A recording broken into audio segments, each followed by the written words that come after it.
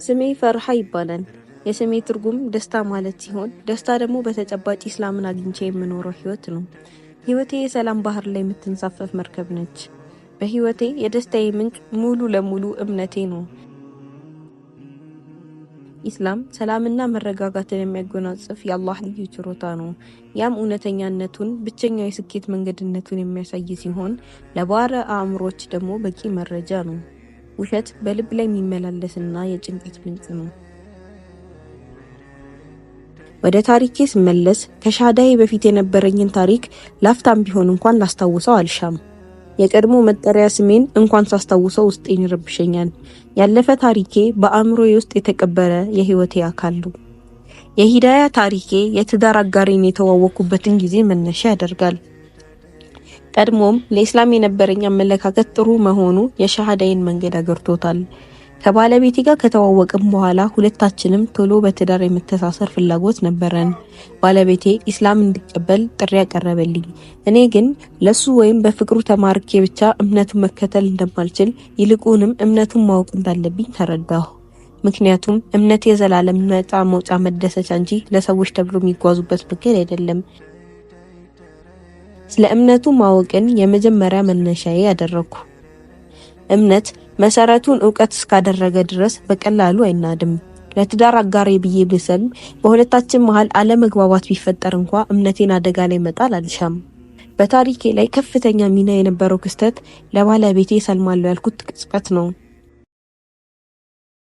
ፍጹም መረጋጋት ልቤ ላይ ሰፈነ። ተሰምቶኝ በማያውቅ ሰላም ውስጥ የተሞላ። ለኔ ያ አጋጣሚ ፍጹም ከአእምሮዬ የማይጠፋ ምስል ነው። ሻሃዳን ያዝኩ። ሁሉም የኢስላም ሐሳቦች ልቤ ላይ ሰረጹ። አንድ ሐሳብ ከበደኝ። እሱም ሁለተኛ ሚስት የሚለው ሐሳብ ውስጤ ላይ ተመላለሰ። ያውም በመለኮታዊ በአላህ ቃል እንደሰፈረ አወቅኩ። ክስተቱ ከኔ እንደሆነ ተረዳው። የምሉእ ጥበብ ባለቤት የሆነው አላህ ያለምንም ምክንያት አላሰፈረውም አልኩኝ። ለማነጻጸር ስሞክር የውስጤ ሰላምንና የተፈጠረብኝን ጥያቄ የላይና የታች የሰምና የወርቅ ያህል ሆነብኝ። ያገኘሁት ሰላምና ደስታ እጅግ ትልቅ፣ ጥያቄ ግን ኢምንት ሆነብኝ። አላህን ሱጁድ ላይ ወድቄ አልገባኝም አስረዳኝ ስል ተማጸንኩት። ከጊዜያት በኋላ ሙሉ ለሙሉ ከልቤ ተወገደልኝ። እምነቴም ጸና። ኢስላምን መቀበሌን ለቤተሰቦቼ የምነግርበት ሰዓት ደረሰ። እናቴ ኢስላምን መቀበሌን ነገርኳት።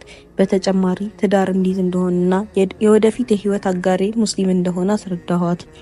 ስለመስለሜ ስትሰማ ክፉ ደግ አላለችም።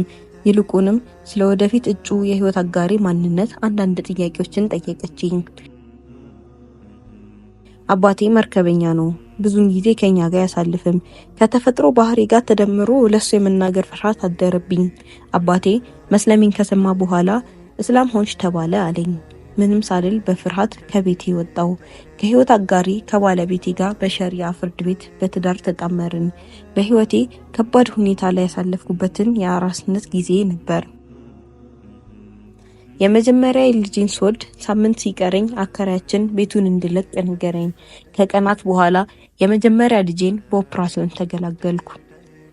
አራስነት ከቤተሰቦቼ ርቄ ማሳለፍ ለኔ በወቅቱ ከባድ ነበር። ወደ አላህ ይበልጥ ዚክሮችን በመማር ተቃረብኩ። አልহামዱሊላህ በጊዜ ሂደት ሁሉንም ለመድኩት። ለቀልቤ ከውኑን ያለ ቢጤው አስገኘውን አላህን በመውሳት ልዩ ደስታን ጨመርኩለት። ባለቤቴ የሂዳያን መንገድ ጠቋሚ ለኔ በህይወቴ ትልቅ ቦታ አለው።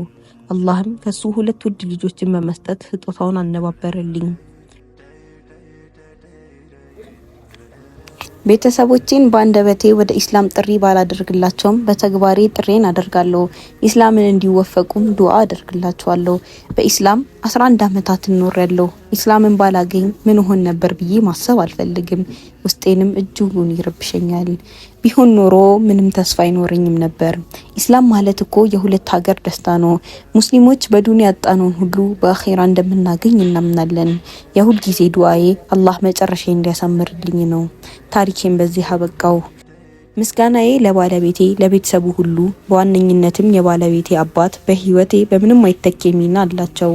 ወሰላሙ አለይኩም ወራህመቱላሂ ወበረካቱ።